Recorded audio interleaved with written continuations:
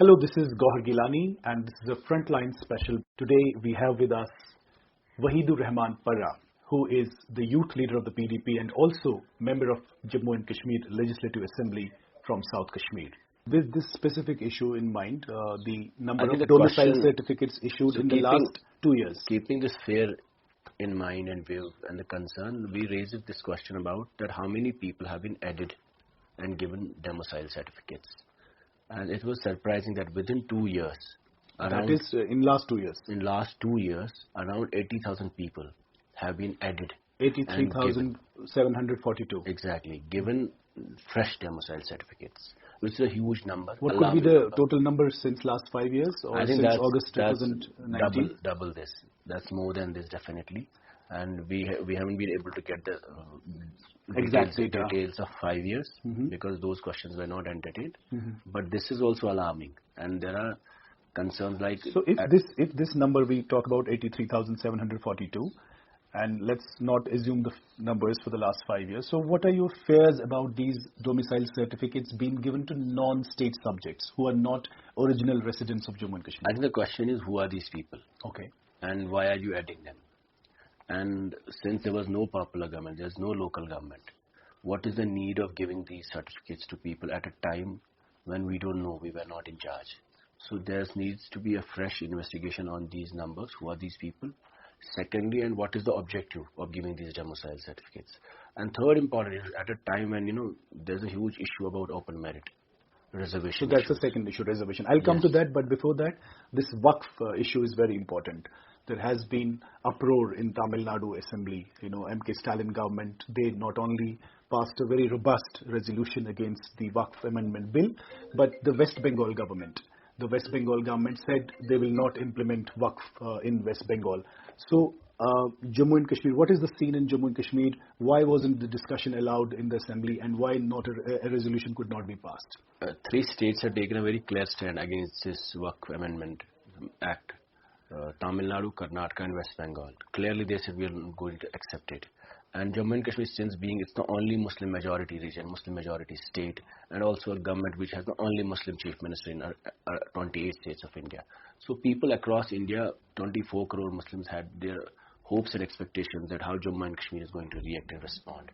And we needed to resist. We need to oppose this law because this is about taking control, seizing control from our mosques, from our ziyarats, dargahs, from our masjids to... You mean the shrines and graveyards? Yes, and it's a very religious issue, very sensitive and emotional issue for all of us. So I think if non-Muslims have a right to decide your religious places tomorrow, it's going to create, every mosque will become a center of conflict and issue for the rest of people. So I think we wanted clearly, we brought a resolution in the floor of the House, since the House was going on, that we are unanimously going to oppose this act. And we expected that everybody in the House will support us. So one last question. The resolutions about statehood, restoration of statehood, resolution about 35A and 370, or even the Public Safety Act, which was brought in by Sajad Lone. He wanted that resolution.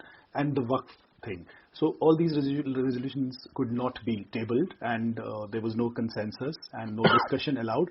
So then there is an issue of reservation. I think what's happening is that, number one, first about the Waqf, we clearly wanted a resolution should be tabled, and it was part of procedure to bring a resolution and oppose it. But being a Muslim majority state, out of 90, 60 MLAs are Muslims. And Tamil Nadu with 60% Muslim population passed a resolution. We are with 70% Muslim population. We refused to pass it. That's unfortunate, and it was seen as a huge betrayal on behalf of the whole assembly, 90 MLAs, 60 Muslim MLAs. Who sabotaged it? The government itself is not willing to take a stand. The same day, the minority minister who by government you mean the Umar Abdullah-led government in Jammu and Kashmir, because they have 50 Muslim MLAs.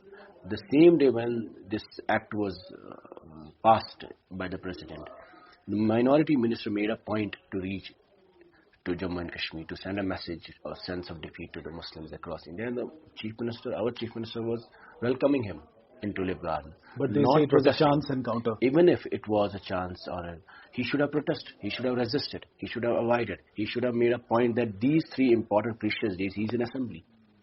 He skipped the assembly because he knew the most important sensitive subject is going to come up. So do you sense there is an anticipatory obedience on his part? I think there is clearly an attempt to help BJP to normalize the Waqf controversy. And you say same about normalizing August 5? August 5 is also completely, the Jammu and Kashmir Assembly has refused to take a clear stand on 370, 35A. Special status. Special status. Clearly they don't want to discuss it. They are not willing to accept a resolution on political prisoners. They're not willing to accept a resolution on cases on the youth. They're not. But Ruhollah Mahdi, for example, he led a protest outside Chief Minister's residence. And he has a very strong, opinion on reservation. And there were these MLAs of National Conference also wanting a discussion who raised a lot of slogans, and there was a lot of back and forth. So their argument is that they have the same kind of sentiment that you are espousing. I think there are exceptions in the party as well. But definitely some of the members have been in National Conference raising open merit issue because it's an issue pertaining to 60%, 70% of the population. And youth especially. Youth especially. And this is the only irrational reservation policy where 60% people get 40% opportunities. 40% get 60% of the jobs. So we wanted that the reservation policy should be rationalized as per population. We're not against reservation. We're saying give them reservation pro rata. You're saying rationalize it. Rationalize it pro rata as per population. Give them the reservation. But this house has even refused to accept the rationalization reservation which we bought. That we are not even going to discuss it, debate it or pass it. So we are surprised that the most sensitive issues, most important issues, post-abrogation is land, people, political prisoners, jobs, resources are being snatched. All such issues are being denied for discussion in the Assembly. What we are discussing is exactly what Governor's Rule, Reorganization Act, what BJP wants us to work upon. So earlier, Governor will also do governance. Pani, Sadak, Bijli, Berozgari, these issues are normal in any state, and the Union Territory, the LG rule was also offering them. Our role is mostly political. That political thing is being not discussed in this house. And it is being invoked that the business rules don't allow, the rules don't allow, on technical grounds. Technical grounds. And technical grounds can never be an explanation for the political and emotional issues. So if I understand you correctly, you are saying sort of politics is being made redundant. Completely. It's an attempt to depoliticize Kashmir. And with our own hands, you have the highest, single-handedly a party has a brute mandate. 50 assembly seats. There's no threat to the government. This party came into power only with an issue that we'll fight for the restoration of special status, 370, for bringing back political prisoners, for fighting jobs and protecting the land of Jammu and Kashmir.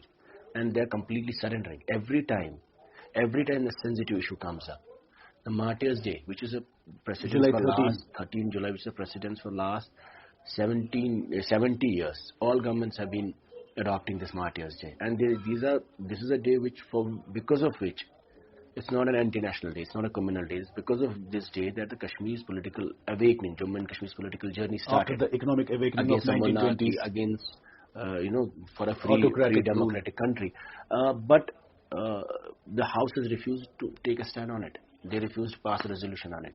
So we are erasing our own history, and we cannot blame tomorrow Center for this.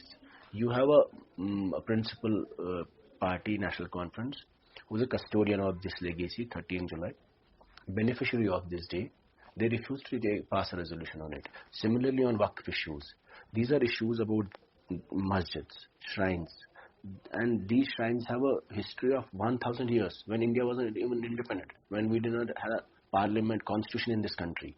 And because of these shrines, ziyarats, the country coexisted. The harmony in this country coexisted.